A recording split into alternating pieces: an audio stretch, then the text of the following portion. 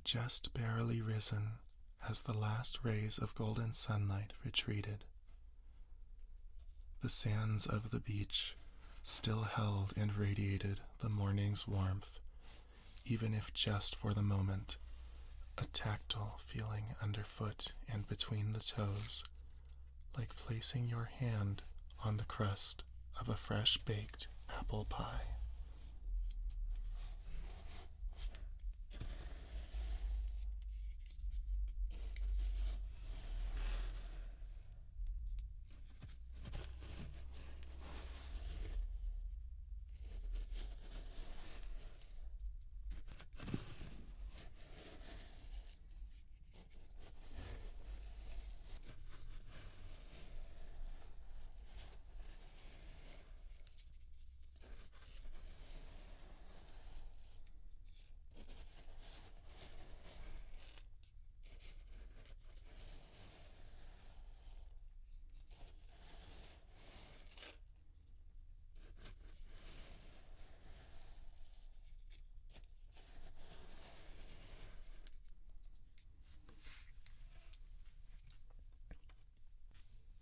The early night breeze, too recent to feel cold, brushed along the cheeks of the lucky beachgoers with a feather-light touch. The most popular visitors that night weren't the bulky, chunky men, nor the slender women. Not human women, at least. No, the ones who turned eyes like magnets to metal were a group of Pokemon women with no trainer in sight. At the strange sight, many sunbathing goers would jab their elbow into the side of the person laying next to them and point to the Pokemon. The group playing volleyball would steal a glance whenever the ball wasn't twirling over the net at them and smirk with an approving nod at the girls' soft, elegant frames. More to the group in general, though everyone had a favorite. The most knowledgeable that day lost their composure completely, face cracking into an ear-to-ear grin at the sight of the team of 6. Even if Pokemon often looked similar to others in their species, context spoke louder than details, and the context of who was in that team of 6 said everything. There was a Gardevoir, a Hatterene, a Primarina, a Lopunny, a Meowscarada, and a Braixen, the exact members of Team Shine, the stage name of a dazzling group of performers in Pokemon beauty contests. The team of a man named Ralph, Team Shine was known for sparkling, literally sparkling on stage, thanks to the hours Ralph spent before every performance applying makeup to each of them with the precision and care of a pen and ink artist. Whether they were still caked in makeup or it was just coincidence, the girls shone in the pale blue light of the new moon. Gardevoir stood from her cross-legged position and dusted herself off. It looks like our day at the beach is coming to an end, girls. We should finish up what we were doing so we can head back home to Master. As Hatterene continued sewing something from within her hair cloak, she raised up her hat hand to get everyone's attention and spoke. Ralph did say he wanted us to enjoy ourselves for as long as we wanted tonight. I don't see why there should be any rush. Braixen mewled. Oh, Hatterene, you always were so ungrateful. You being a psychic type, I would assume you'd know how lonely Ralph gets without us. Meowscarada walked into the circle of conversation, tapping her index finger to the side of her mask. That may be true, But remember how upset he was the last time when we didn't take advantage of our time off? Briggson's face fell at the memory. He gave us all a good scolding, that's for sure. Hatterene crossed her nubbin arms with a humph. Said we weren't taking care of ourselves. Ridiculous. Let's stay out a little while longer, and to make it up to Master, we'll make sure to be extra appreciative when we come home. Lopunny skipped in place, beaming as she clapped her furry paws together.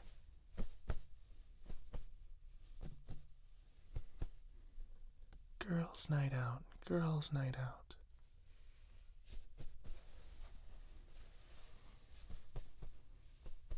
Gardevoir curtsied slightly. Just for a bit longer, but then we really should head home. Then she looked beyond the circle to where Primarina still lay in the sand, her tail swaying. Gardevoir smirked at the soft smile and cherry pink blush on the soloist Pokemon's face.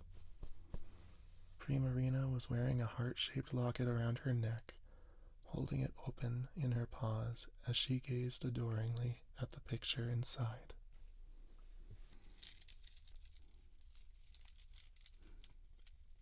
As Primarina hummed cheerfully to herself, Gardevoir cleared her throat to speak to her. What would you like to do, Primarina?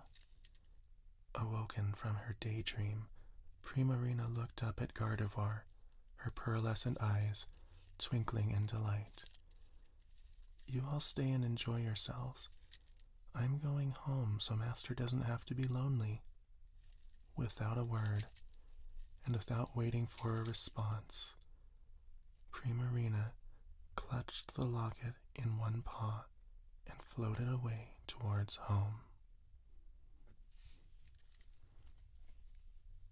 Something was wrong.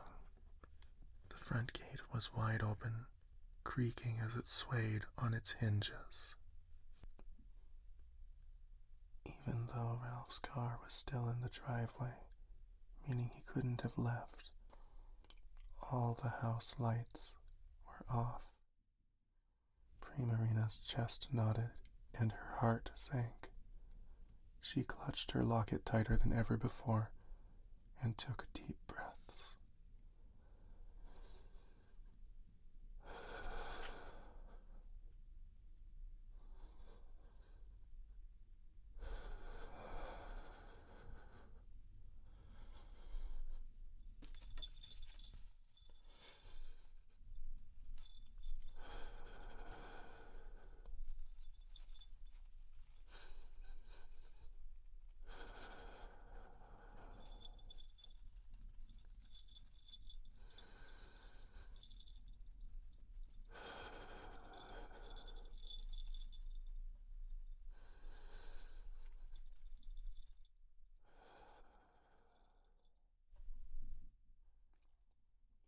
She wasn't sure what had happened, only that something bad had happened while she and the others were gone. Aside from a heavy creaking, there were no sounds coming from the house. A Murkrow landed on the storm drain and let out a shrill caw into the night. Primarina checked over her shoulder. Maybe I should wait. Gardevoir and the others will be back soon. Her face twisted. No, I can't. Master could be in trouble. And so she hovered inside. Master! Primarina's heart stopped. She froze, as though her paws and tail fin had been nailed to the floorboards. The sight in front of her was unreal. It had to be a dream. Master! Primarina squeaked. her strong vocal cords choked with emotion, with disbelief. She collapsed over the corpse, barely finding the strength to hold herself up with her trembling paws. Tears pooled in her eyes and flowed freely from her face. On the floor, with empty, lifeless eyes and a knife through his chest, was her trainer, Ralph. "Why? It's not fair. You were always so good to us."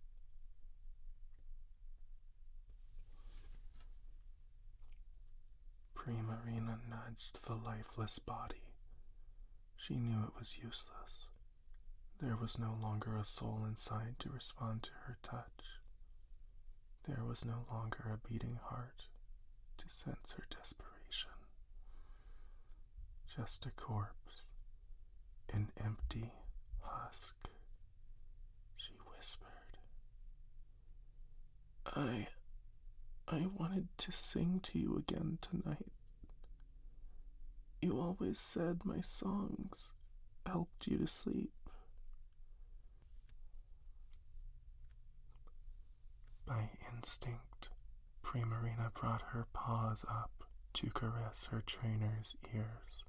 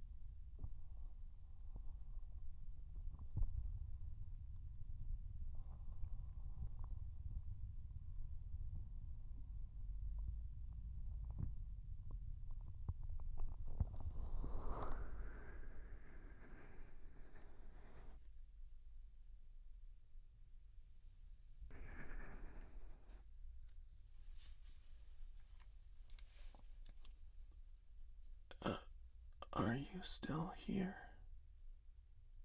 Is your soul still here in the room somewhere?" Primarina almost laughed at that, even through her tears. She knew that was a fool's hope.